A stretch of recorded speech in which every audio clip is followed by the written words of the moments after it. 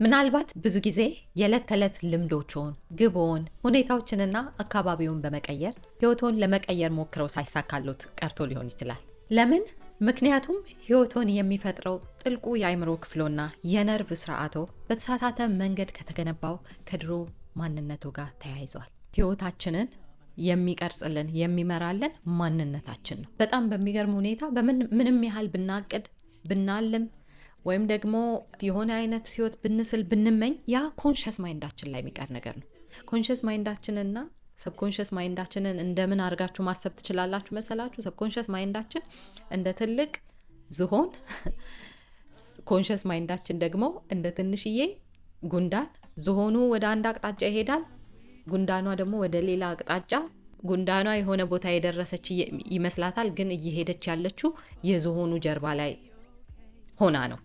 ስለዚህ የፈለገ ወደፊት ብትሄድ የዝሆኑ ጀርባ ላይ እስከተቀመጠች ድረስ የዝሆኑ ጀርባ ወደ ኋላ ከሆነ የሚወስዳት የትም እየሄደች አይደለችም ማለት ነው።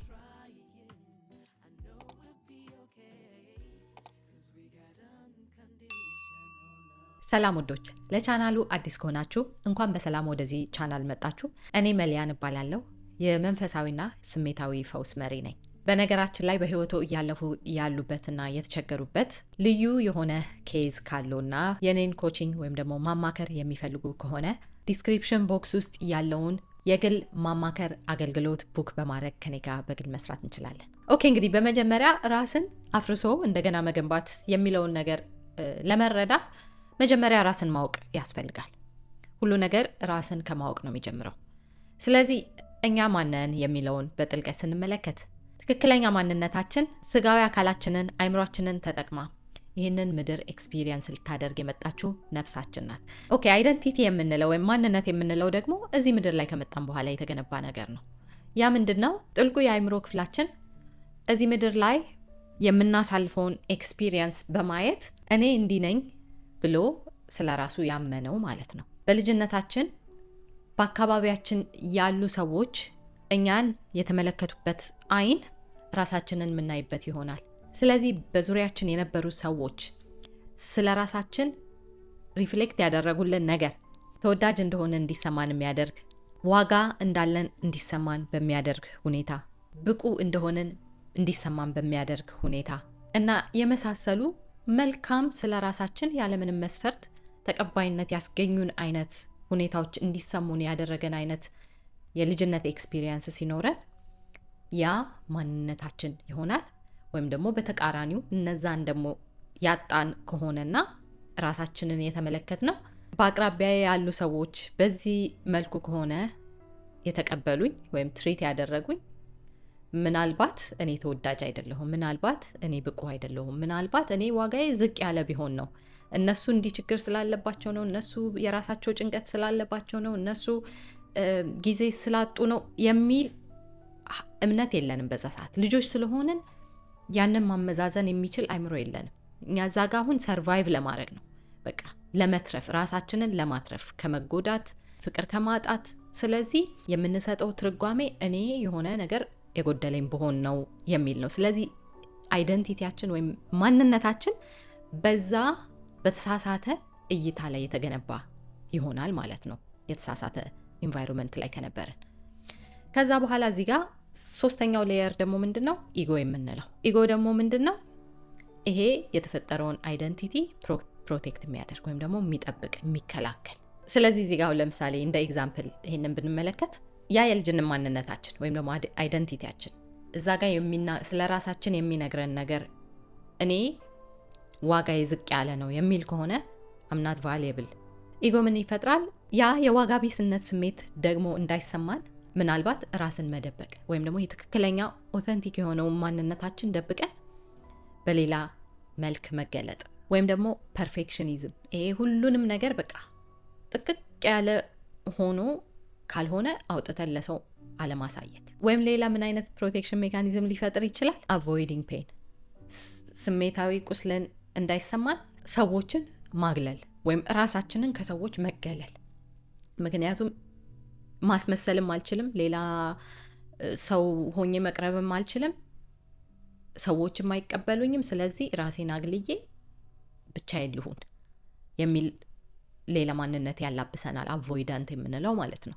ወይም ደግሞ አቮይዲንግ ሪጀክሽን፣ የሆነ ተቀባይነትን ላለማጣት ስንል የሆነ አዲስ ባህሪ ምንድነው? ያ በቃ ሁሉንም ነገር እሺ ማለት፣ ለሰው ማጎብደድ። ምክንያቱም እምቢ ካልኩኝ ሰው ላጣ ነው፣ እምቢ ካልኩኝ ብቻዬን ልቀር ነው፣ ሰው እምቢ ካልኩኝ ሰው ጋር ችግር ውስጥ ልገባ ነው። ስለዚህ ያንን ፔን ለመከላከል የሆነ ማንነት እዚህ ጋር ይፈጥርልናል። ወይም ደግሞ ኢጎ ምን ይለናል? ያ ዋጋ ቢስነት ስሜትን ለመከላከል ኮንትሮል ማድረግ፣ ሁሉንም ነገርና ሁሉንም ሰዎች ከተቆጣጠርኩኝ ዋጋ ቢስነት አይሰማኝም። ካልሆነ ግን በእጄ የገባው ሰው ከወጣ፣ በእጄ የገባችው ሴት ከወጣች ማን ተመልሶ ሊፈልገኝ ነው?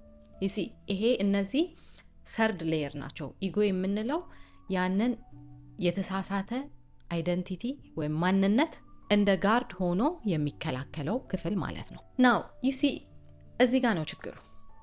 አሁን እኛ ለመቀየር የምንታገለው ሲጀመር ትክክለኛ ያልሆነ ማንነታችንን ነው።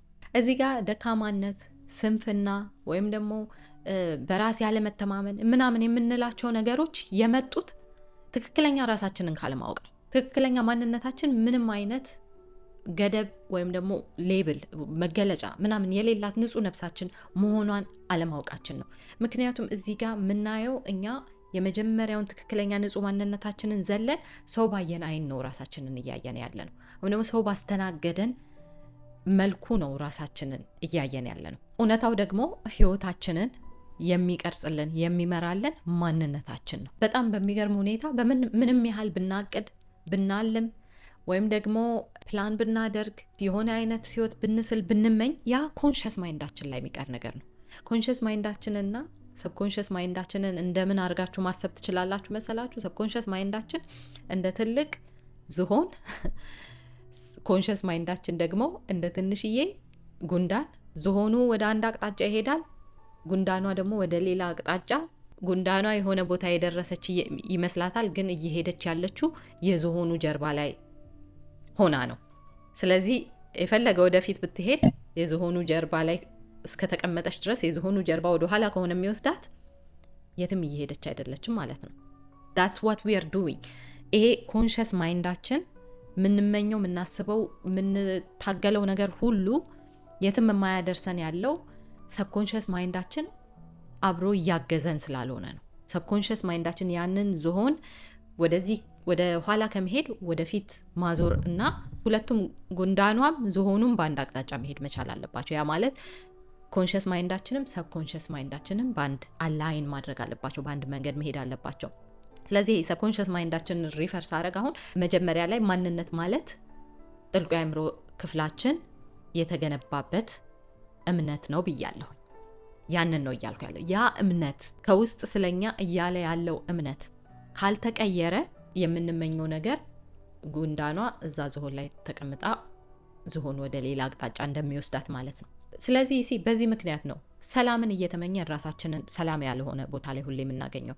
ፍቅርን እየተመኘን መልካም የምንፈልገውን ሰው ማግኘት የሚከብደን፣ ወይም ደግሞ ካገኘንም በኋላ ያንን ሰው ወይ ያቺን ሴት ከህይወታችን የምንገፋቸው፣ ወይም ደግሞ ገንዘብን፣ ስኬትን ኮንሽስሊ እየተመኘን ወይ ጀምረን እያቆምን ወይ ደግሞ መሞከር መጀመርም እየፈራን ከዛ ከምንፈልገው ህይወት ተራርቀን የምንኖረው የምንፈልገውን ሳይሆን ወደ ህይወታችን የምናመጣው ወይም አትራክት የምናደርገው የሆነውን ወይም ደግሞ ማንነታችን እኔ ነኝ ብሎ ያመነውን ነው ወደዚህ ህይወት የምናመጣው።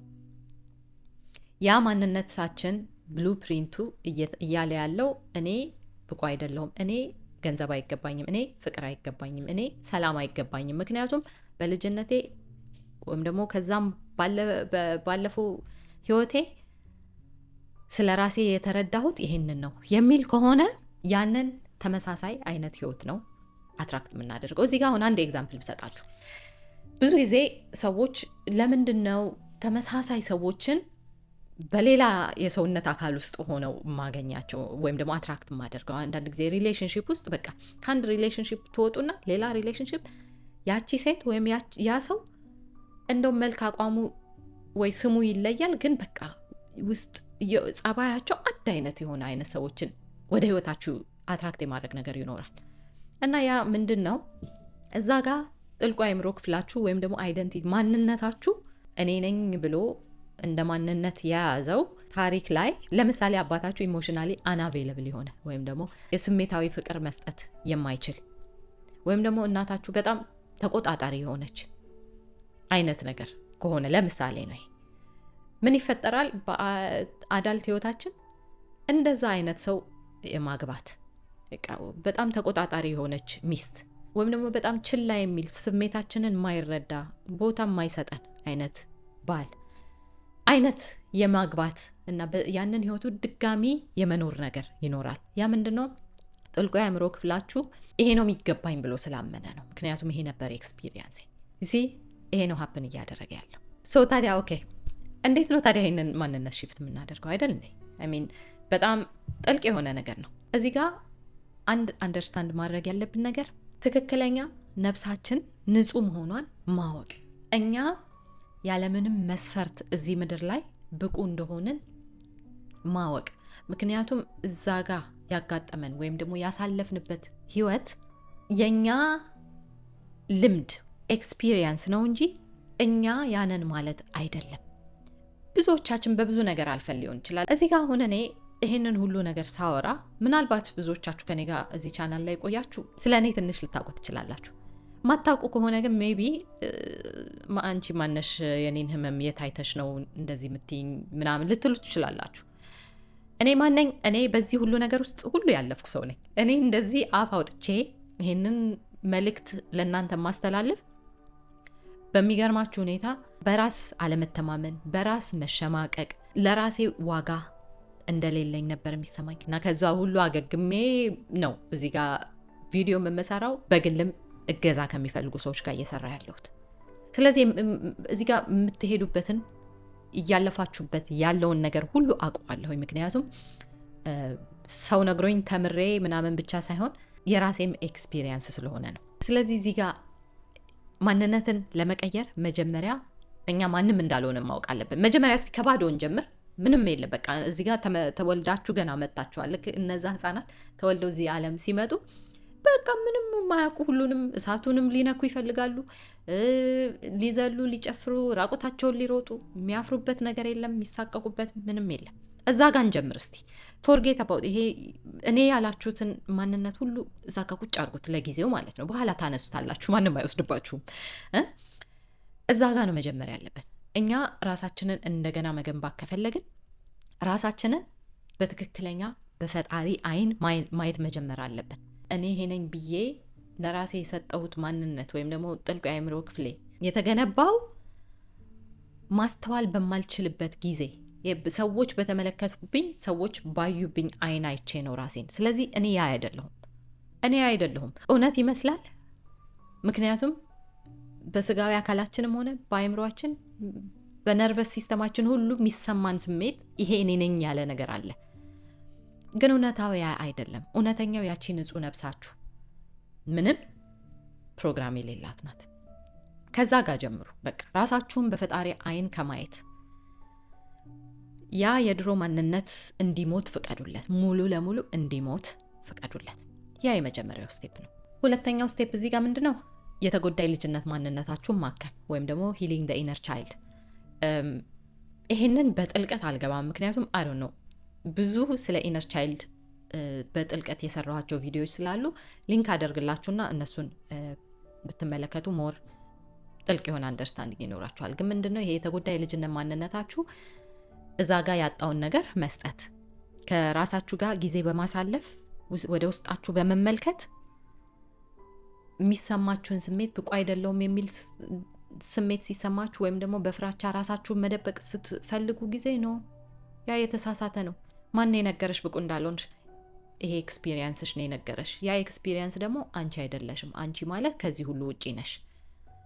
በጥልቀት ያቺን የተጎዳች የልጅነት ማንነታችሁ ማናገር፣ ጊዜ ማሳለፍ፣ ያጣችሁን አሁን እናንተ በአዳልት ህይወታችሁ ደግሞ ያንን መስጠት።